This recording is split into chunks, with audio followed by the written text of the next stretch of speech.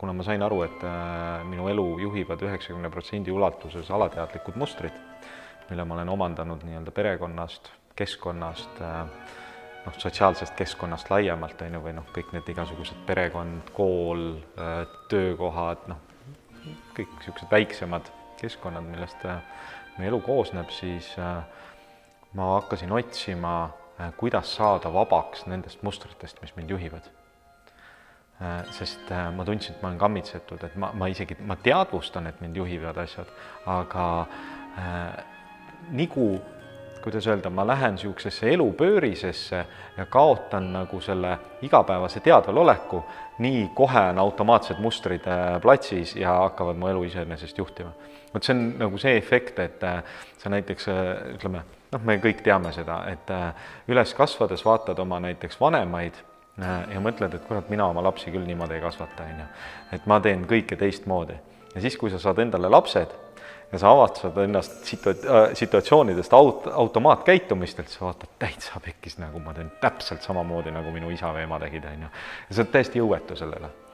Ja minu nagu selle otsirännaku algusküsimuseks oligi see, kas neid asju saab muuta.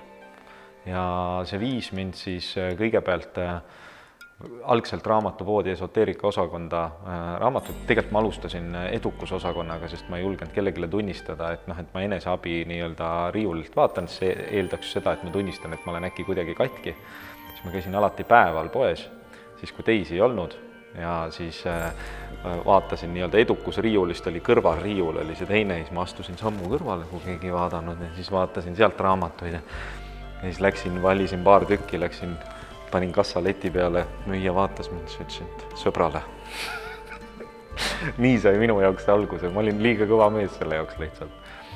Ma arvan, et ma saan inspireerida, ma saan jagada oma lugu ja seda lugu, kust kohast ma olen tulnud ja kuidas ma olen jõudnud sinna teatud mõttes selle vabaduseni, kus ma täna olen. Ja ma arvan, et see ongi hästi oluline see, et me jagaksime üksteisega neid lugusid, sest see on see, mis tegelikult aitab meil liikuda kuhugi. Sest meie kõigi teed on nii kuradi unikaalsed, et tegelikult mitte keegi ei saa mitte kedagi õpetada.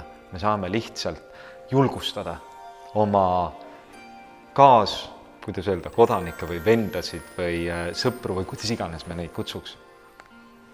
Ja see on kõik. Ja ma arvan, et meil on aeg selles ühiskonnas järjest rohkem tulla välja ja jagada seda, mida me tegelikult kogeme ja elame.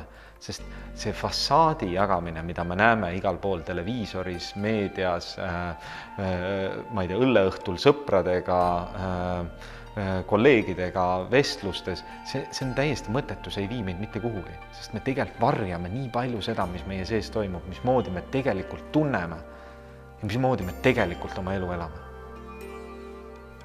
See on vaja välja tuua.